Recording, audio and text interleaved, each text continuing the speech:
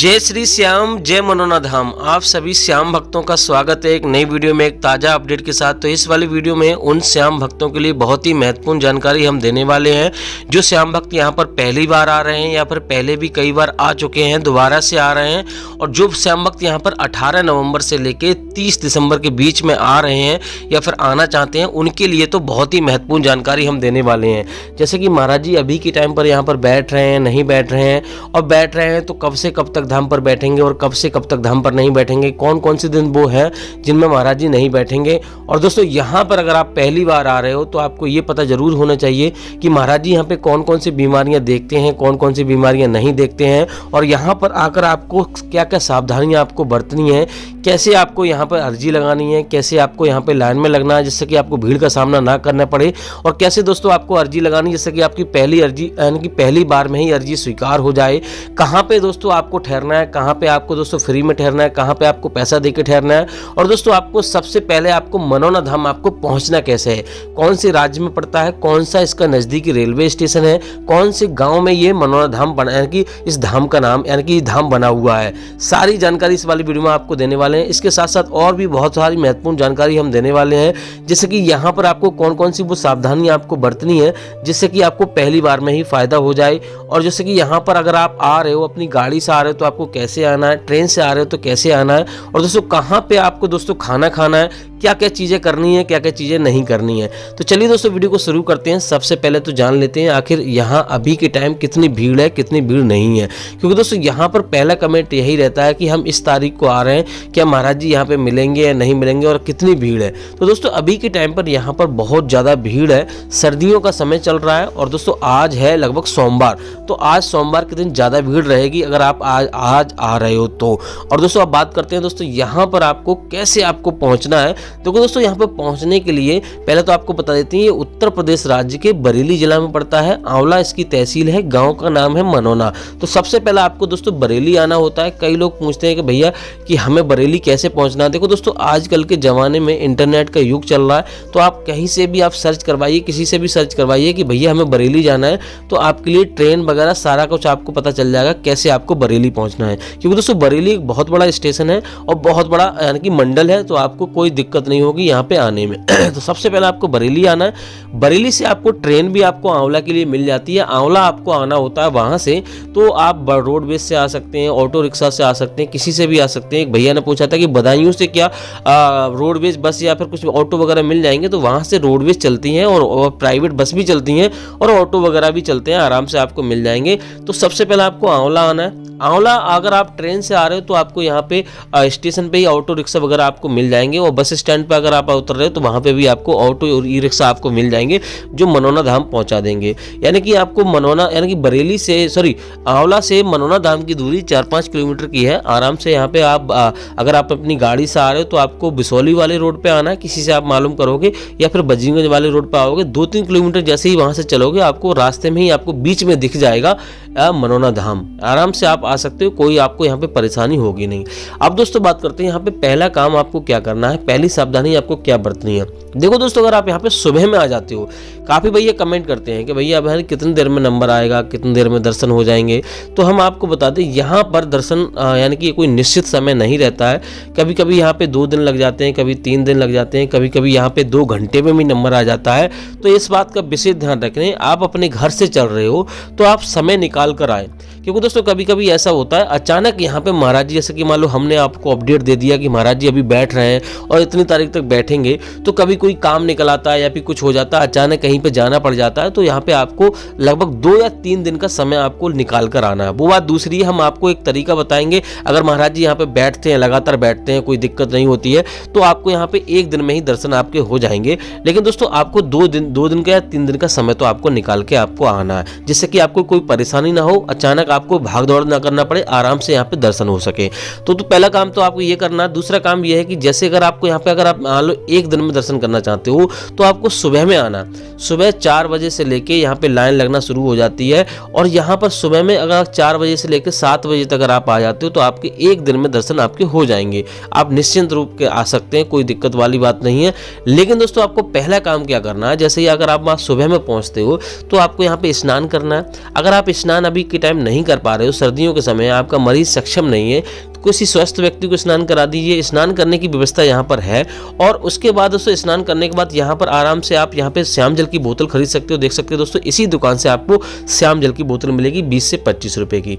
तो आपको ये काम कर लेना है। और दोस्तों यहाँ से आपको प्रसाद खरीदना है। 51 रुपए से शुरू हो जाता है प्रसाद, और 10 रुपए का आपको अर्जी फॉर्म खरीदना है, जो कि आपको जहाँ से प्रसाद लोगे वहीं से आपको मिल जाएगा। और दूसरी बात हम आपको बता दें कि यहाँ पर आपको एक धागा भी खरीदना है 10 रुपए का, वो भी आपको खरीद लेना है। आपको यहाँ पे अर्जी फॉर्म में आपको 1 रुपए रखा मिलेगा, आपको 60 रुपए रखने होते हैं। ये सारी चीजें खरीदने के बाद आपको सीधा मंदिर की लाइन में लगना है।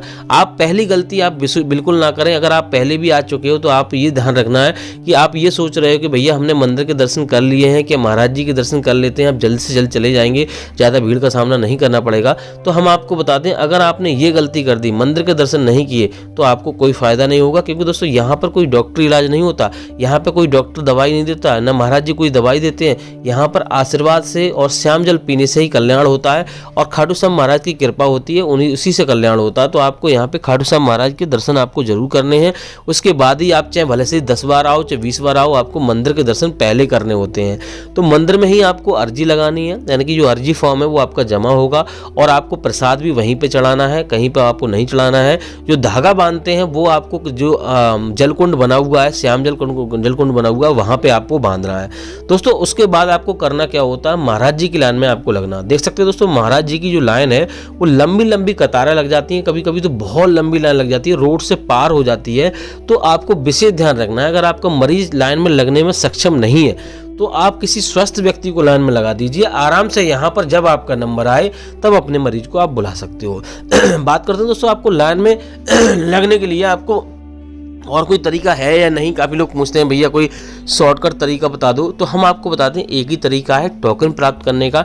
लेकिन दोस्तों टोकन उन लोगों को ही मिलता है जो ज़्यादा गंभीर होते हैं। हाँ, एक भैया ने कमेंट किया था कि वेंटिलेटर पर अगर मरीज है तो वो कैसे हम उसको दिखा सकते हैं, ज़्यादा गंभीर है, गाड़ी से आ रहे हैं तो हम कैसे उसे दिखाएं, लाइन में नहीं लग सकता है। तो उसके लिए महाराज जी अलग से देख लेते हैं। आप बात करोगे वहीं पे जो उनके दरबारी होते हैं उनसे अगर बात करोगे, आराम से आपको वो तरीका आपको बता देंगे किस तरह से आपको महाराज जी से मिलना है। वो डायरेक्ट आपकी गाड़ी में आके महाराज जी देख लेंगे समय निकाल कर। लेकिन आपको थोड़ा सा इंतजार करना है। लेकिन ऐसे मरीजों को महाराज जी ज़्यादा से ज़्यादा जल्दी देख लेते हैं, कोई दिक्कत वाली बात नहीं है। लेकिन ये सच्चाई होनी चाहिए आपकी बात में, आपको कोई बात झूठी नहीं होनी चाहिए। ये बात को आपको विशेष ध्यान रखना है। अब दोस्तों बात करते हैं टोकन। आपको टोकन कहाँ से लेना है? देखो टोकन यहाँ पे आपको सोलर प्लांट लगा हुआ है जहां धर्मशाला बनी हुई है। अभी जो नीले नीले कलर की आपने धर्मशाला देखी थी वहीं से आपको टोकन मिलेगा, वहीं से आपको कमरा भी बुक होगा और वहीं से आपको यहाँ पे टोकन मिलेगा। वहां पे थोड़ी बहुत लिखा पढ़त होती है, उसके बाद आपको टोकन मिल जाता है, आराम से आप दर्शन कर सकते हो। लेकिन दोस्तों अब हम बात करते हैं कि यहाँ पे जैसे महाराज जी के पास आप जाओगे, 50-50 लोगों की टोली होती है। 50-50 लोगों की टोली एक बार में महाराज जी देखते हैं। सुबह 8 बजे से लेकर 9 बजे के बीच में धाम पर बैठ जाते हैं महाराज जी, और यहाँ पे कभी कभी 11 बज जाते हैं, कभी 12, कभी 1:30, इस तरह से उठते हैं महाराज जी। और 3 शिफ्टों में महाराज जी धाम पर बैठते हैं। आपको थोड़ा सा श्याम जल पिलाएंगे महाराज जी यहाँ पे, और आपको आशीर्वाद देंगे, यानी कि झारा लगाएंगे। उसके बाद यही काम से आपके कल्याण हो जाता है, आपकी जो भी परेशानी है दूर होती है। लेकिन शर्त यह है कि आपको श्याम जल का सेवन है आपको बहुत ही सावधानी पूर्वक करना है। आपको सुबह में किसी भी टाइम, एक भैया ने पूछा कि भैया हम सुबह जल्दी श्याम जल पी सकते हैं? आप सुबह में 4 बजे से लेके 11:30 बजे के बीच में किसी भी टाइम आप श्याम जल का सेवन कर सकते हैं, लेकिन 11:30 बजे के बाद नहीं करना है। आप वीडियो पूरी नहीं देखते हो, आपको अधूरी जानकारी मिलती है, फिर आप कमेंट करते हो, उसी को दोहराते हो। मैंने आपको बता दिया कि 4 बजे से लेके 11:30 बजे के बीच में आप किसी भी टाइम पी लीजिए, कोई दिक्कत वाली बात नहीं है। लेकिन आपको अंजा नहीं करना है श्याम जल का, ये इस बात का विशेष ध्यान रखना है। और आपको एक चीज़ और आपको सावधानी रखनी है कि आपको यानी कि अगर मीट मछली खाते हो तो वो आपको नहीं करना है। अब दोस्तों बात करते हैं आपको फ्री में कहाँ पे ठहरना है और पैसा देके कहाँ पे ठहरना है। देखो फ्री में ठहरने के लिए आपको जहाँ से आप प्रसाद लोगे वहाँ पे भी आप रुक सकते हो, कोई चार्ज आपको लगेगा नहीं। और यहाँ पे जगह जगह टीन सेट डाले हुए हैं, आराम से झोपड़ी टाइप सी बनाई हुई है, वहाँ पे आप रुक सकते हो। लेकिन आपके कपड़े वगैरह, अभी सर्दियों का समय चल रहा है, गर्मियों के कपड़े लेकर आएँ। बच्चे बुजुर्गों के साथ आ रहे हैं तो ये सारी चीज़ें आप अच्छी तरह से लेकर आएँ जिससे कि कोई दिक्कत ना हो।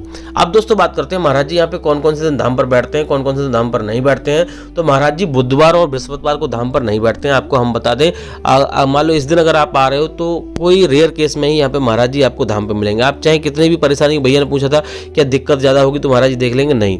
कोई मान लो एकादशी का त्यौहार हो गया, कोई हो गया, तभी महाराज जी धाम पर बैठते हैं, अन्यथा इस दिन धाम पर नहीं बैठते। अब दोस्तों बात करते हैं महाराज जी यहाँ पर यानी कि जो 18 नवंबर से और 30 दिसंबर तक महाराज जी कब कब धाम पर बैठेंगे और कब कब नहीं बैठेंगे।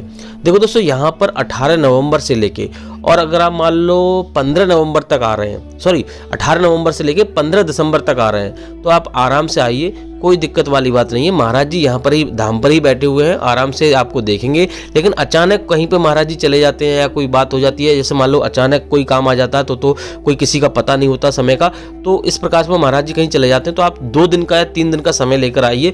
हम अपडेट देते रहेंगे आपको, जैसे ही कोई अपडेट आएगा हम अपडेट देते रहेंगे। बाकी दोस्तों आपको कुछ और जानना तो आप कमेंट कर सकते हो। फिलहाल दोस्तों इस वाली वीडियो को यहीं रोकते हैं। उम्मीद करते हैं आपको वीडियो अच्छी लगी होगी तो लाइक कर देना, चैनल पर नए चैनल को सब्सक्राइब कर देना।